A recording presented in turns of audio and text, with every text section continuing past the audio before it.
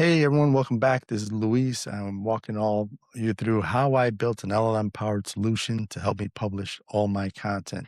This is video number 21, and I'm going to talk about how I handle AI generated content responsibly. So you've all kind of heard my opinions on AI as I've throughout this video series talking on, and it's a phenomenal tool. It's actually revolutionizing human society, but it's one that can't be trusted yet.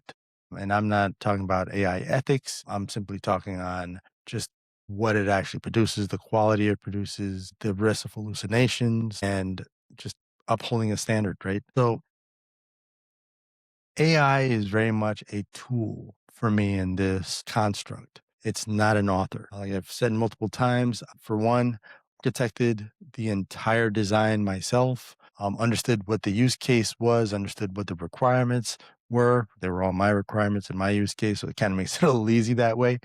But it was understood what I needed to achieve and what I needed AI to then help me achieve.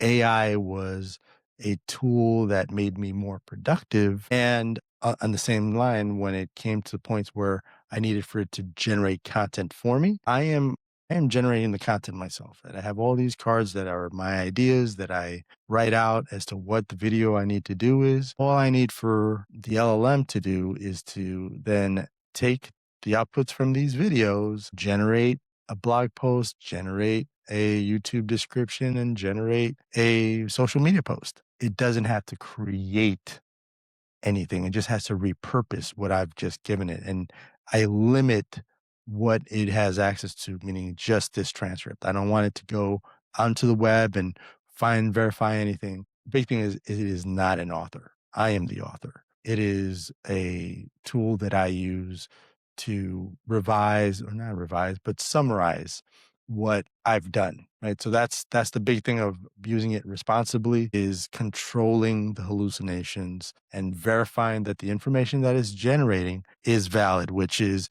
the next step in all this, which is human review. Before any of this content goes out, I have to see it and approve it. Now, if been following along, I do have the single source of truth being DynamoDB. I go in and I tag things or change the status to approved, and that's what triggers other lambdas to fire and start publishing. But nothing is allowed to ever get published without me having approved it. And the way I approve it is I open up each one of the things that was generated by the AI and read through it and change what I need to change so that it meets my quality standards, right? So this is all a reflection of my professionalism. So it has to reflect me. And that's the real big thing is ownership, right? And we say that for everything, but ownership as to what AI produces is a very, very big deal to me. I've seen it generate some just nonsensical stuff, blatantly lying, giving information that it should not have, making assumptions that it should have never made. That's something that should not be tolerated for anything that has my name associated with it. So, and lastly, it's disclosure.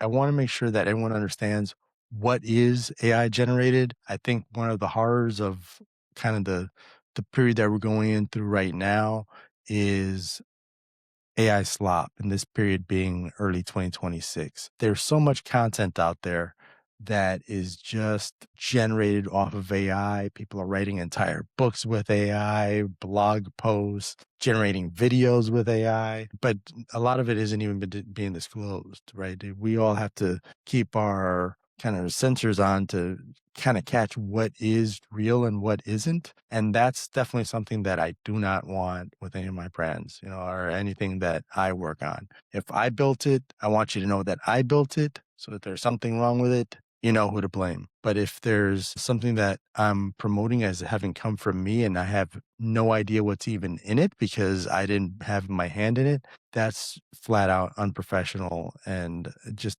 not necessary. So disclosing what AI did and what AI worked on is an important part. So saying, hey, these YouTube descriptions, this blog post itself came from AI.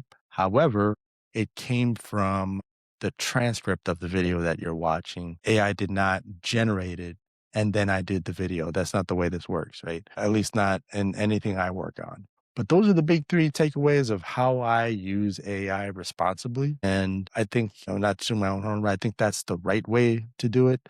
There's much bigger issues as far as AI ethics that need to be talked about, but that's not the scope of what I'm doing. I'm not everything that I'm generating and sharing with the world is my own personal experiences, my own professional experiences. So AI doesn't really play a role in any of that.